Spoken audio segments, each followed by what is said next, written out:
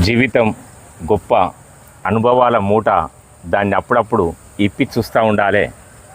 అది మనకు ఆనందాన్ని ఇస్తుంది, సంతోషాన్ని ఇస్తుంది, మన జీవిత ప్రయాణాన్ని మనకు గుర్తిస్తుంటుంది.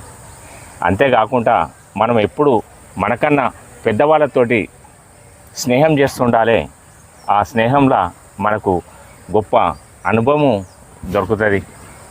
మనతోటి వాళ్ళతోటి మనం ప్రయాణించాలి. అప్పుడు వాళ్ళకు వచ్చిన సమస్యలు మనం ఎలా పరిష్కరించుకోవచ్చు అనే ఒక అనుభవం వస్తుంది. మనకన్నా చిన్నవాళ్ళతో స్నేహం చేయాలి, ఒక గొప్ప సంతోషంగా ఎలా మనం ఉండాలి అనేది వాళ్ళతోటి మనకు తెలుస్తుంటుంది. వాళ్ళతోటి మనం ఉన్నప్పుడు మన మనసు ఎంతో సంతోషంగా, ఉల్లాసంగా, ఒక కొత్త అనుభూతి కలుగుతుంది. అంతేకాకుండా ఒక రోజు చిన్న పిల్లలతోటి, మన ఇంట్లో ఉన్న చిన్నపిల్లలు ఉంటే వాళ్ళతోటి ఆనందంగా గడపాలి. ఆ గడిపే సమయం జీవితంలో చాలా విలువైనది. ఆ ఆనందం, సంతోషం అది అనుభవించిన వాళ్ళకే తెలుస్తుంది, మరెవరికి తెలియదు. వాళ్ళతో ఆడుతూ పాడుతూ మన జీవన ప్రయాణాన్ని కొనసాగించినప్పుడే ఇది గొప్ప అనుభవాల మూట. దాన్ని అప్పుడప్పుడు ఇప్పి చూస్తుండాలి. ఆ అనుభవం మనిషికి తప్ప మరొకరికి లేదు.